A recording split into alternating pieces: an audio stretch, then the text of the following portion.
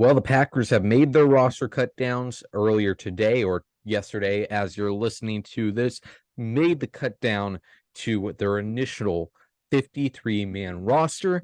And although this day is very highly anticipated every offseason, and it is a big decision for every single team in the league, it does sometimes kind of get lost in the mania of trying to predict who is going to make this roster that a lot of changes go on throughout the season. Injuries happen, players get promoted, players that get promoted do well and they stay on the roster, they sign free agents. A lot of stuff happens, but it is an exciting time to see who the Packers think are the best 53 at the start of the season. I'm Joey, and joining me as always is Big B to talk about this Packers 53-man roster. How are we feeling, Big B?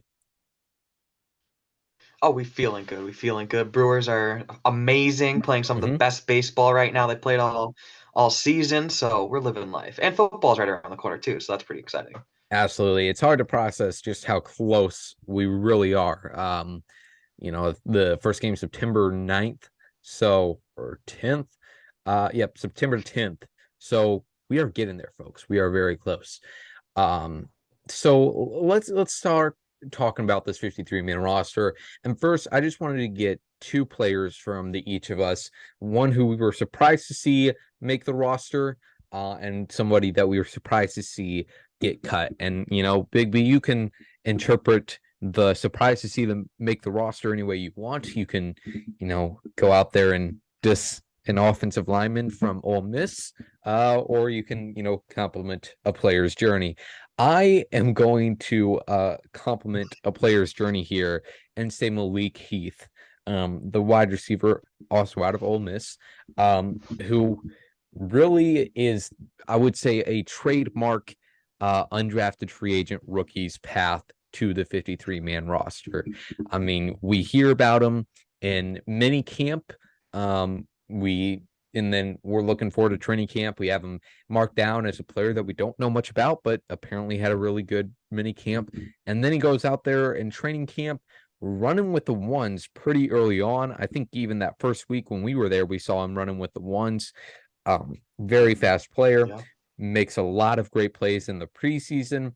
And then by the end of it, I was, I guess, the whole point of this is saying somebody we were surprised to see make the roster, but I was honestly too surprised to see Malik make the roster. The book on Malik, I'm stealing this from our friend Joe over at the recently renamed Ohana Packers podcast, who studied Malik's tape at Ole Miss. And basically, what he thinks about him is that he has all the tools to succeed at the NFL level, but just needs to put in that effort. This wide receiver room is a really interesting group at this point. Every article you read, I read one today from the Ringer that was ranking every NFL team's offense, and they talked about the wide receiver room and just said, I'm paraphrasing here, and this isn't exactly what they said, something like that the wide receiver room just doesn't have enough talent. And while they don't have a lot of proven talent, there's reason to be excited about all six of those players in there. So I'm really looking forward to see how this wide receiver room progresses and grows together over the season. And Big B, I'll hand it off to you. Who are you surprised to see make this Packers team? Well, I'm glad you know exactly where I was gonna go with this with our old Miss friend here, or at least my old Miss friend. I'm surprised Royce Newman made this roster with how bad of a preseason he had. Seemed like every time I noticed him on my TV, he was getting absolutely run over by a defensive Yeah. lineman. He is just so garbage, and I'm just so tired of him being on my team. And I need him gone very, very soon, or else I'm gonna have a mental breakdown. Mm, That's the okay. way I'm gonna go with this one. Okay. I knew he I wasn't gonna be released either, but I was just putting in my head that he was gonna yeah. be released to make me feel better inside. Yeah. Yeah. I mean, it definitely is weird. I was surprised last year when the team released Kamal Martin. So I kind of thought with Royce that last year they showed they were going to be willing to move on from draft picks. Kamal, a fifth Hmm. rounder, Royce, a fourth rounder. I thought that showed that, that first year they're pretty bent on keeping the rookies no matter what, even though that wasn't the case this year. But I thought they wouldn't be afraid to cut Royce and say, we've seen enough. But alas, they Yeah, keep him. Luckily, unlike last year, though, we have more depth on among the offensive line, so you won't have to be a starter, uh, which is I know. good. Thank And yeah, if Royce is just a backup that we don't have to worry about when he steps in, that would be great, and that's all we need him to be, and that would be great return on a fourth rounder. But that yes. does not seem to be the case. Yes, I just hope he never steps foot on on the football field ever again, Ugh. or else my TV is gonna go out my window because I will not be voluntarily watching Royce Mm. Newman play at guard, center, or tackle, especially tackle this upcoming season. Okay, yeah. Tackle is very fair. And hopefully, seeing Royce go out there um and not really turning out at least his first few years with the team, they kind of learn to possibly stray away from these guys that play tackle in college but are undersized to play it in the league. Maybe they go away from that formula a little bit, but we'll have to see. Yeah. I was kind of um surprised a little bit at the offensive line group as a whole that they decided to keep. Um, you have your main guys in there, your 6 to 7 possible starter guys in there, but then they also keep Caleb Jones and Luke Tenuta in that group as well. Obviously, Sean Ryan. There were some people that if you asked him at the start of training camp if he'd make the roster, they'd say absolutely not. But he had a really good July and August in the last mix of team.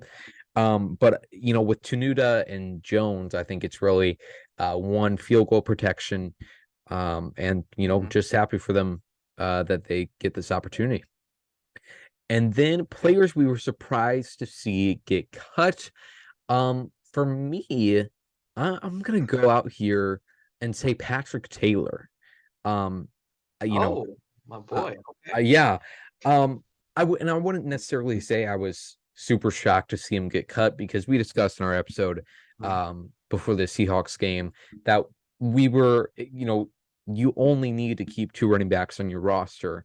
And Yeah. we also agreed that Patrick Taylor does the fundamentals better, or what at least what the Matt LaFleur offense defines as fundamentals. That's pass blocking and that special teams. Um, and we hadn't seen much of that from Emmanuel Wilson. So I didn't expect Patrick to make this roster, but I'm more so surprised that Emmanuel didn't make the roster and Patrick did not. Don't get me wrong, though. I'm fully supportive of Emmanuel making this roster and really happy for him. And hopefully he, gets some action behind those two starting running backs for Green Bay. Big B, who do you have for a surprise cut? Yeah. My only like shocker today was seeing Innis Gaines get cut because I Mm, thought he was gonna have at least a decent role with the defense this year. mm, And he played a lot in the slot at the end of last year, had a slowly started to get a bigger role at the yep. end of last year, and I was fully expecting Innis to be on the field at least a little bit upcoming this year. And I had him on my 53-man roster prediction also. And it's just one of those where I guess I could see where they're going. I mean, when you get burnt by a guy who's as Yeah. fast as a sloth the last preseason game, I guess that was pretty much the dagger in his Yeah. time with the team. But yeah, still kind of a shocker to me. Yeah. And this is one of those players where, you respect the Packers doing their due diligence on players, keeping them along on the practice squad for quite a long time, seeing what they can develop, get out of those players. And, sometimes it turns out to be Yash Nyman, and sometimes it turns out to be Juwan Winfrey or Ennis Gaines. So yeah, Yeah. I would agree with you that getting beat by a wide receiver who ran 4.99 was probably the end of it. And the conversation around that play is kind of funny. People are talking about, oh, the wide receiver probably just has more game speed. Like it doesn't translate in the 40, but on the field it's different. And it's like, no, I'm assuming, and it's probably just misread the route and got tripped up. Because I Yeah. don't I think mean, it. and he's also coming off an injury, which I fully get that might have slowed him up a bit. But I mean, he ran a 4.99. Like, come on. Yeah, You should be able to keep up with him at least a little bit better than what he kept up with him. yeah, and I mean it was a crowded room at safety for Ennis to make as well. Yeah. Not like top to bottom stacked with talent, but they ended up Yeah. keeping six, um, and which I think it might say something about how they feel about their starting or five. Apologies. They ended up keeping five safeties, and I think it might say something about how they view this a safety competition. It's ongoing. It might be Hmm. fluid throughout the season because, while Jonathan Owens and Anthony Johnson will probably end up contributing on special teams, and that'll be their main role or early on in the season, they did want to keep him on the team. And then obviously Dolan Hmm. is exclusively, or at least hopefully exclusively, on special teams. Oh Uh, God, if I have to watch him on defense, might as well just shoot me right on the spot. My God. I think you need to make your version of the burn book from Mean Girls for the Packers roster where you just are able to express your deep thoughts of hatred about some of these Packers players. I think that'd be very helpful for you and Oh, your that's a good idea. emotions. Yeah. Have you watched Mean Oh, Girls before? 100%. Yeah. I have not, but I think I know what Okay. you're talking about. Okay. Yeah, you'd really this is a great idea. We need to get you on this. Okay, past that, one of the biggest surprises that we didn't talk about actually came on Monday, before roster cuts were due, and that was the Packers going with Daniel Whelan over Pat O'Donnell, cutting Patty. We've been on quite the carousel of punters ever since Tim Massey. You had your J.K. Scotts, you had your Justin Vogel, you had, man, I can't Yeah. even. There's a blank space in between that too, of memory. Jacob Scum, is that his name? Jacob Scum? Yes, yep. There's another one. Quite a few guys. Pat O'Donnell last Yep. year, and now we land Hmm. on Dan Whelan, XFL standout. Spent his early life in Dublin. Um, and I'll be honest, I did not take Daniel Whelan seriously going into training camp, or at least not seriously enough, because I thought it was just Hmm. another, they want another guy. As soon as we got to training camp, though, it was pretty obvious that he was good. Okay, to put it lightly. Hang time was good. Had the distance on him, and in the preseason, it seemed like he was getting more opportunities than O'Donnell. And honestly, O'Donnell's veteran experience probably hurt him in this case because he didn't get much time in the preseason. They gave Whelan a lot more of those snaps. And they end up going with Whelan. Big test for him, obviously, will be what has been a problem for most of the former Packers punters of punting in the cold weather. That was the downfall of J.K. Scott, and Pat O'Donnell was the rare exception of somebody who was good at that. So Whelan makes a team over O'Donnell, and hopefully the Packers don't regret that decision a few weeks in. Speaking about people from Ireland, our friend Durock Carriger pointed out today that he tweeted this out. I'll just read it to you. All right. He says, with an average roster age of 24.9 years old, the 2023 Packers are the youngest NFL roster in the past 6 years. The last team to be younger was the 2017 Browns, who went 0-16. So that I loved the way that Dara has the suite laid out, because he has the first part with an exclamation point to end it, and then he adds that depressing little anecdote at the end there. But the Packers are, I will bet $5,000 that the Packers are not going to go 0-16. They play the Bears week Mhm. one, so there's that. Um, you know, but this has been talked about all off season of just how young this roster is.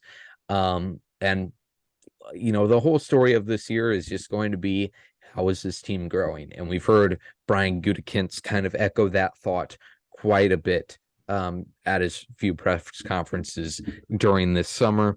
And also the reluctancy to sign veteran players like they have in the past. They didn't sign a Sammy Watkins this year. I mean, which thank God, but they didn't Mhm. sign any veteran players even when they needed them. They signed Jonathan Owens, but there was some other available players out there. I mean, they could have even re-signed Adrian Amos if they really wanted to. But Yeah. for a lot of these positions, there's just a lot of young, unproven talent that they want to be able to get as much experience as possible. So excited to see what this roster looks like at a young age. Okay, speaking of young players, and now let's talk about undrafted free agents.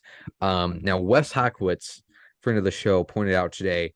We were talking last week before we recorded our episode that there's some streak out there, there's some number where the Packers have kept an undrafted free agent on the roster for X many years. And Wes Hockwitz came in clutch today and pointed out that it has been since 2005 that every year the Packers have kept an undrafted free agent on the roster.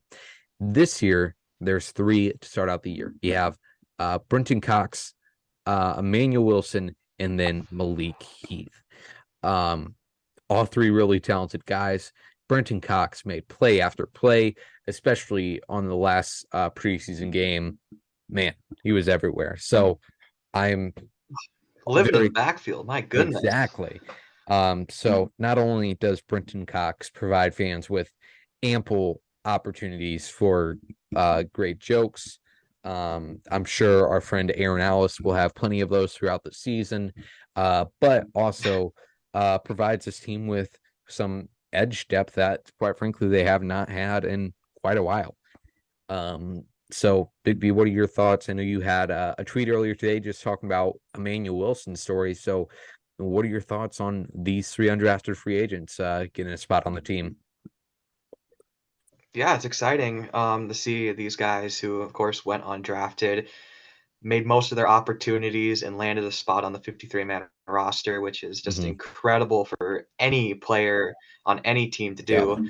And especially Emmanuel Wilson, he didn't even get signed in the first wave of undrafted free agents. He got signed, I think, like the second week in the OTAs or Hmm. something like that. Yeah, you're I right. was I was there the day that morning that he got signed from a D2 college. Came Yeah. in as like running back like 5 when he got signed and made his most of his opportunities like Brent Cox and Malik Heath and won over the RB3 spot over a veteran like Patrick Taylor and Tyler Goodson, who's been in the building for a few years. And just so happy for him, so proud of him, and super excited to see his future. I definitely think that he'll have a huge role next year when Aaron Jones and Yep. AJ Dillon's contracts are both up, Yeah.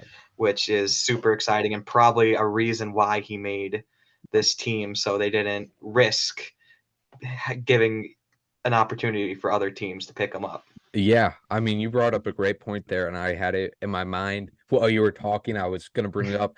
You know, um, AJ Dillon is on a contract here.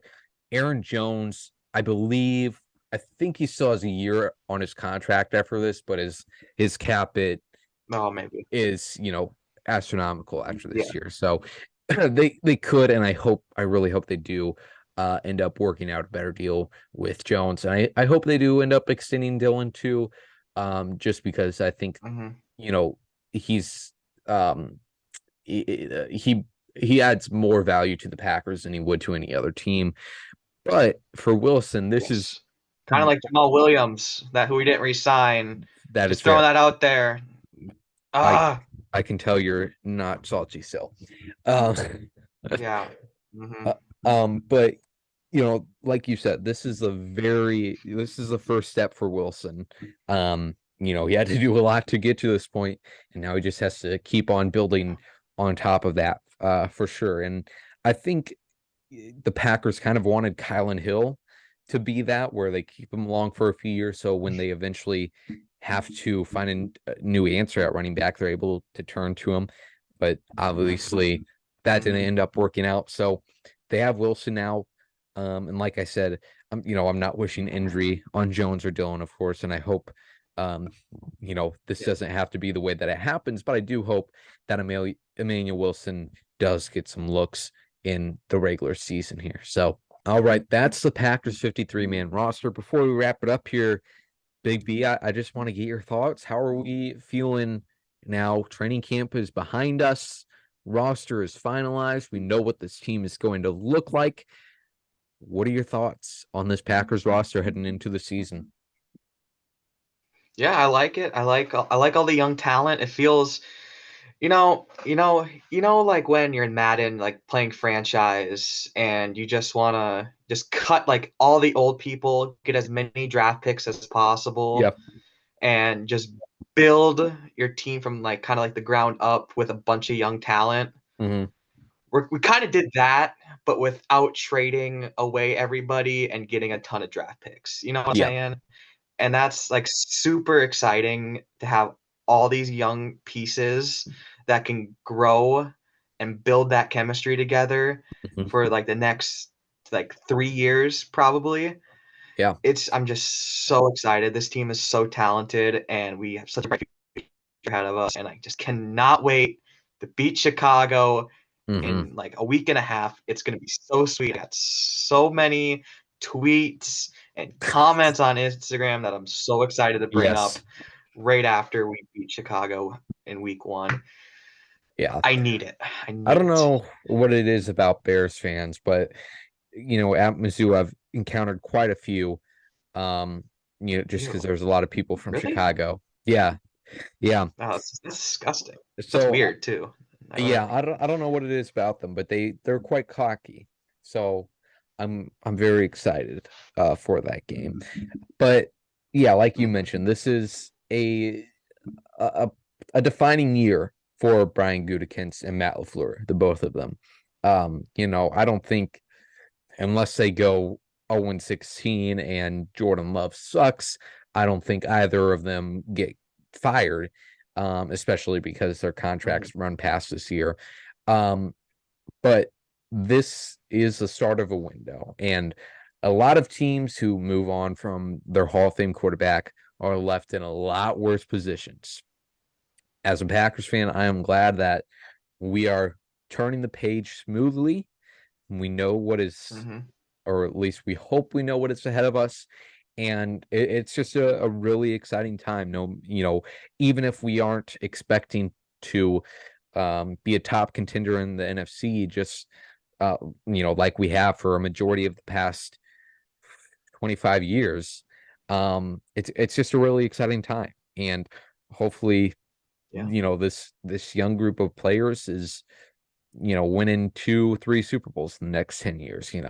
Hate to set my Mhm. expectations that high, but it's a new window.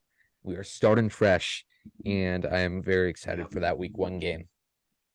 So, uh, other than that, Yes. And honestly, I know a lot of people like have said this, but it just feels so good finally going into a season where you have like no expectations yeah, whatsoever and you're just kind of like there vibing, just seeing what's going to happen, you yeah, know? Like every football season I've watched, we've always had an expectation of Super Bowl or bust. So yeah, this is like the first like actual chill season where like anything can go and I'm fine with it. yeah. And, I think the last time that I can think of where we didn't expect to be great would probably be 2018. And Mm, I guess you could say 2019 too, because it was first year under Matt LaFleur, and we weren't yeah. expecting much. Um, but although maybe I'm wrong on that, maybe expectations were higher in 18. Um, but the roster was not great in 2018. Um, but yeah, there's no expectations for good or bad. So Hmm. can't wait for the season to play out. With that being said, we appreciate you tuning into our content all off season, and we are heading into the 2023 regular season, baby. Me and Big B, we still haven't had time to discuss exactly our content plans for the regular season, but I can assure you, um, before the game, we'll have a preview out with you. We'll have guests on, of course, Hmm. talk to people, and then we'll have some type of content shortly after the game and throughout the week as well. So we hope you stick around for that. Make sure you subscribe so you don't miss any of it, and also follow us on all the socials out there. We thank you for tuning in, and we'll talk to you later. Go Pack, go.